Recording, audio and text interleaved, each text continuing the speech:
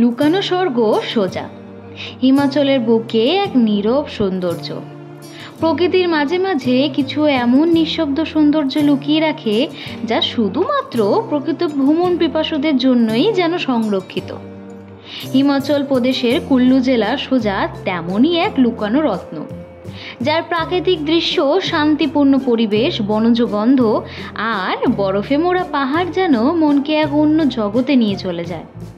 ভিড়, কোলাহল আর যান্ত্রিক শহর জীবনের ক্লান্তি দূর করে, এক নতুন নিঃশ্বাস এনে দেয় এই সোজা। যারা নির্জনতায় প্রকৃতিকে অনুভব করতে চান তাদের জন্য সোজা এক আদর্শ গন্তব্য। জানেন সোজা ঠিক কোথায় অবস্থিত আর এর বিশেষত্বটা ঠিক কি? সোজা হিমাচল প্রদেশে সেরাজ উপত্যকার অন্তর্গত একটি ছোট্ট গ্রাম। কুল্লু থেকে প্রায় 69 কিলোমিটার দূরে জলৌরি পাসের খুব কাছেই অবস্থিত এই স্থানটি।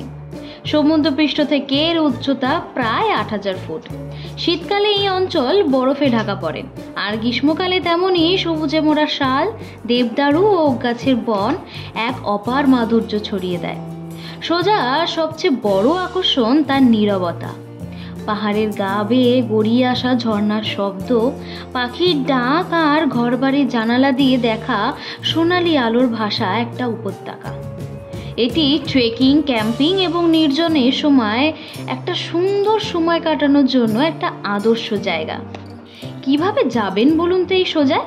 কলকাতা থেকে সোজা যাওয়ার জন্য একাধিক পথ রয়েছে, তবে সব থেকে সুবিধাজনক উপায় হলো দিল্লি বা চণ্ডীগড় হয়ে যাওয়া। ফ্লাইটে করে যদি যান তাহলে কলকাতা থেকে দিল্লি বা চণ্ডীগড় পর্যন্ত সরাসরি ফ্লাইট উপলব্ধ আছে। দিল্লি পর্যন্ত বিমানে গেলে সময় লাগে মাত্র 2 ঘন্টা।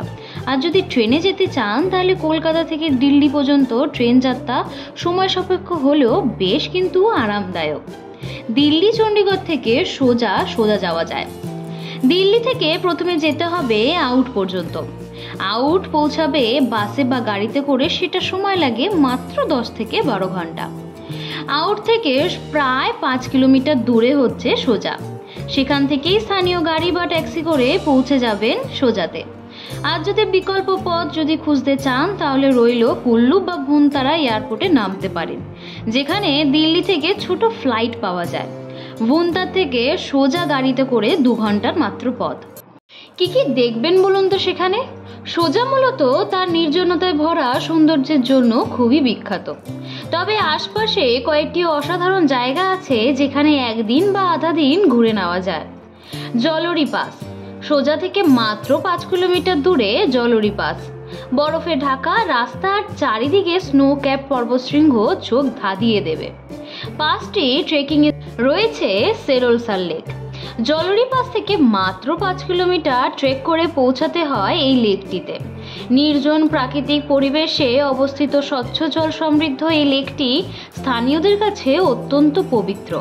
পাশেই আছে বুড়ি নাগিন দেবীর মন্দির, রাজগড় ফোর্ট ও রঘুপুরগড়। জলৌরি পাস থেকে মাত্র 3 কিলোমিটার ট্রেক করে পাহাড়ের মাথায় পৌঁছে যাওয়া যায় এই প্রাচীন দুর্গে। এখান থেকে আশেপাশে তুষারবৃত পর্বতশ্রেণীর মনোমুগ্ধকর দৃশ্য দেখা যায়। রয়েছে তীর্থান ভ্যালি।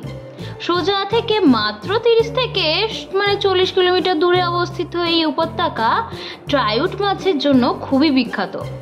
মাছ ধরা, নদীর ধারে ক্যাম্পিং এবং প্রকৃতির মাঝখানে হারিয়ে যেতে চাইলে এখানে একদিন থাকা যেতেই পারে। জানেন কোথায় থাকবেন সেখানে গিয়ে? সোজা হ্যাপটন বা মানালির মতো বাণিজ্যিক বা পর্যটনের জায়গা নয়, তাই এখানে বড় হোটেলে আসা না করাই ভালো। তবে ছোট ছোট কাঠের কটেজ, হোমস্টে এবং ঘরোয়া আবাসনগুলি এতটাই মনোরম যে আপনি আপ্লুত হয়ে পড়বেন। কখন যাবেন সেখানে? বেস্ট টাইম ঠিক কোনটা? আরামদায়ক ভ্রমণের সময় এপ্রিল থেকে নভেম্বর। শীতকালে এখানে ভয়ঙ্কর ঠান্ডা পড়ে। ডিসেম্বর থেকে জানুয়ারি পর্যন্ত কখনো কখনো 15 ডিগ্রি সেমি বরফে ঢাকা থাকে। সেই সময় যাতায়াত করা প্রায় অসম্ভব বলে বন্ধ করে দেওয়া হয়, খোলে আবার মার্চের মাঝামাঝি।